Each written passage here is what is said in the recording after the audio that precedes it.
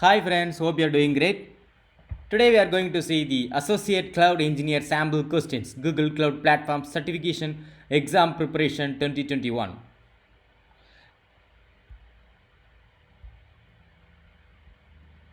Let's start this question. What are preemptible instances? Number one question. What are preemptible instances? Option A, compute engine instances that can be asked to terminate processing at 30 seconds notice at any time and so are cheaper than other VMs. Option B, customizable app engine environment where custom Docker files can be used to change apps or even the operating system. Option C, container engine instances where fault tolerance is expected, used for processing in Dataproc managed Hadoop clusters. Option D, app engine flexible instances for processing immutable data where processes can be swapped in and out of CPU at any time. So they are asking about what are preemptible instances. So I am if you know about these preemptible instances, definitely that option A will be the correct answer. So compute engine instances that can be asked to terminate processing at 30 seconds notice at any time and so are cheaper than other VMs. Option B, C, D, it will not be relevant because option B, C, D are they are talking about app engine only. So I am going with option A, preemptible instances. Option A, computer engine instances that can be asked to terminate processing at 30 seconds notice. Yes, fine.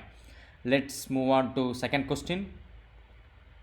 If you using preemptible instances, what precaution ought to be taken? Option A, write a handler to deal with the soft off and mechanical off signals sent by Google Compute Engine. Option B, transfer changes from ephemeral disk to persistent disk within 30 seconds of the preemptible notice. And option C, write a background process to keep releasing resources every 30 seconds or less. Option D, carry out any cleanup or post processing in a shutdown script that will be invoked before the instance is preempted. Ensure the script takes less than 30 seconds to execute. Okay, so which will be the correct answer? If you using preemptible instances, what precaution ought to be taken? So I am going with option D because we can write the script and ensure that the script takes less than 30 seconds to execute. So they have given the keyword, so I am going with that option D. Okay, next move on to next question. What is the main difference between the standard persistent disk and SSD persistent disk? Option A, persistent SSD is a lot faster, particularly for random access. Option B, local SSD is not persistent and has no data redundancy. Option D, local persistent disk don't have data redundancy. And option D, persistent disk work best for storing large blobs accessed once a month at most. So which will be the correct answer? So option D will not be the correct because persistent disk work best for storing large blobs. So cloud storage will be the correct answer. I mean that blobs binary large objects. So option D I can remove this. Local persistent disk do not have data redundancy. So they are talking about the standard persistent disk and SSD. So then local option B, local SSD is not persistent and has no data redundancy. So option A will be the correct answer, friends, because persistent disk is a lot faster, particularly for random access. So option A will be the correct answer. Then we'll go with the next question. What would you likely choose, cloud storage over persistent disk for storing data? When the fastest option A, when the fastest throughput possible is required between compute and storage in your application. Option B, when you want to boot a virtual machine that is in multiple zones at the same time. Option C, when you want to share data from multiple virtual machines and you want those machines to be disposable. Option D, configure multiple virtual machines using the same boot disk. What would you likely choose, cloud storage over persistent disk for storing data? So cloud storage over persistent disk. When would you likely choose cloud storage over persistent disk for storing data? So option C will be the correct answer. When you want to share data from multiple virtual machines and you want those machines to be disposable. So option C will be the correct answer. Next fifth question.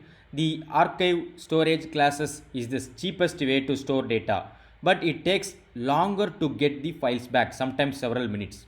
Again, it is true or false? I am reading the question again. The archive storage classes is the cheapest way to store data, but it takes longer to get the files back, sometimes several minutes. They have given several minutes, sometimes several minutes, but it will take few it will take few hours, I think so. So I'm going with the false only. This statement, it's not true, it's false.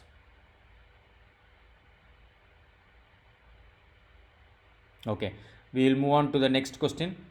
What is not true about persistent disk storage? Option A, persistent disk must be in the same zone as the machine they are attached to.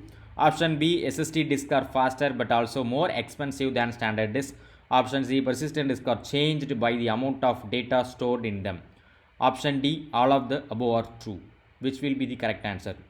They are asking what is not true about the persistent disk storage. So persistent disk must be in the same zone as the machine they are attached. This is true only. SSD disks are fast but also more expensive than standard disk.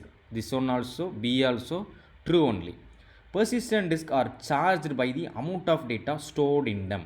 So this will be the wrong answer. So option C will be the correct one. Actually, what is not true about the persistent disk storage, though option C it's the correct answer for this question. Okay, next we will move on to the next question, seventh one.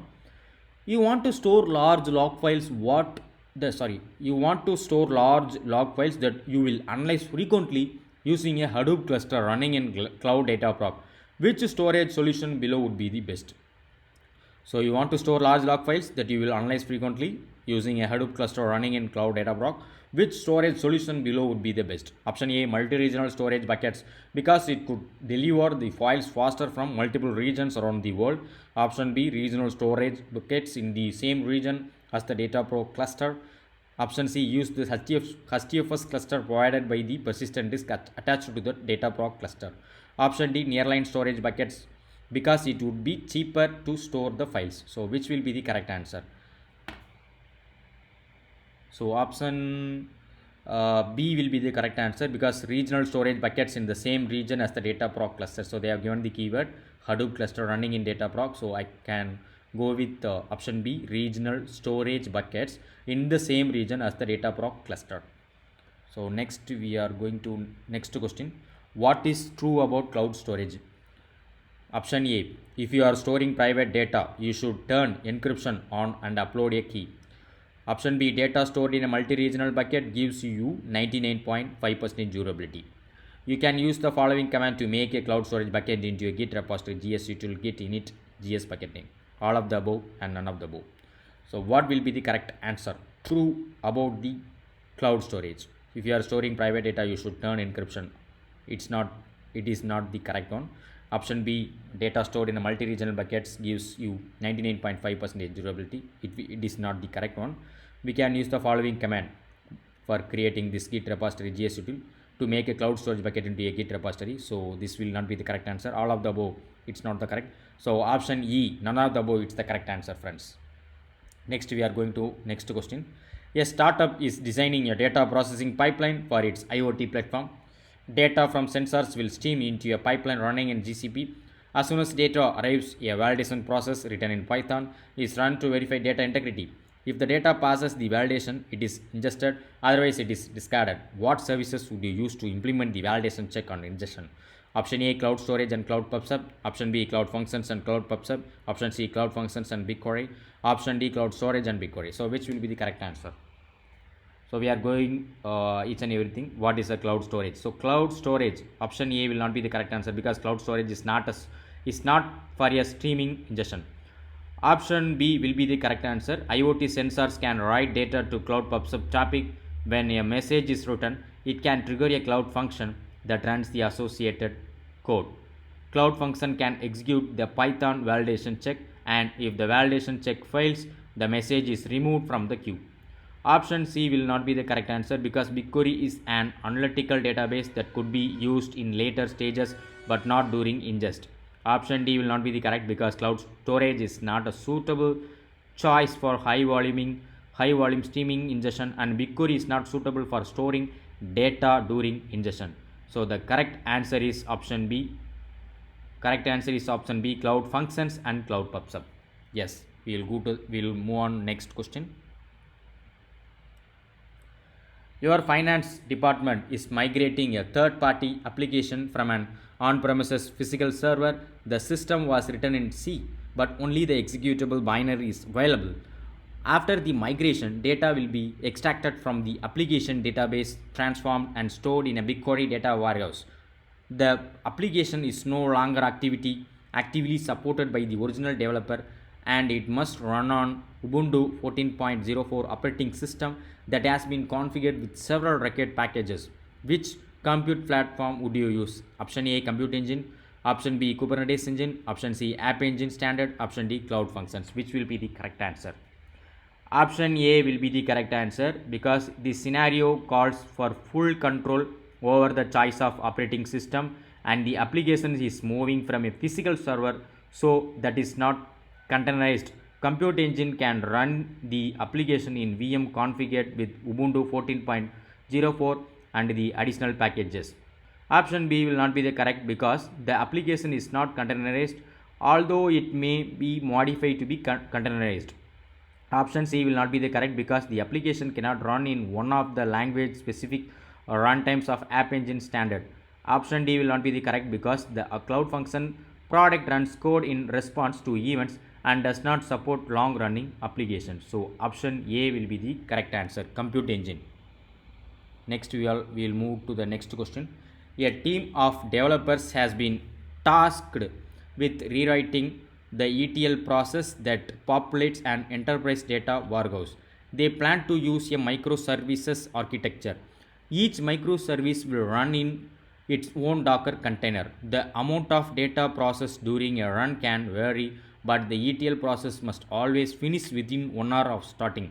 You want to minimize the amount of DevOps tasks the team needs to perform, but you don't want to sacrifice efficient utilization of compute resources. What GCP compute service would you recommend? Option A, Compute Engine. Option B, Kubernetes Engine. Option C, App Engine Standard. Option D, Cloud Functions. So which will be the correct answer? Option A will not be the correct answer because Compute Engine would require more DevOps work to manage your own Kubernetes engine or configure managed instance groups to run different containers needed for each microservices. So option B will be the correct answer, Kubernetes engine, because the application will be designed using containerized microservices that should be run in a way that minimizes DevOps overhead. So option D and D are incorrect. Option C and D are incorrect because App Engine Standard and Cloud Functions do not run containerized. So option B will be the correct answer, Kubernetes engine. Thanks a lot, friends. We have done with the cloud associate engineer sample questions today. So if you have not seen my previous video about associate cloud engineer sample questions, so you can go through that questions also. I will upload the answer sheet. You can watch that also. You can verify with the answer sheet also. And I have uploaded few videos about the Google Cloud Platform demos. So you can watch that playlist also, friends. Google Cloud Platform for beginners. Thanks a lot, friends. If you have not subscribed my YouTube channel, you can please subscribe my YouTube channel so that it will motivate me to upload more videos about the Google Cloud Platform. Thanks a lot. Have a great day. Bye bye.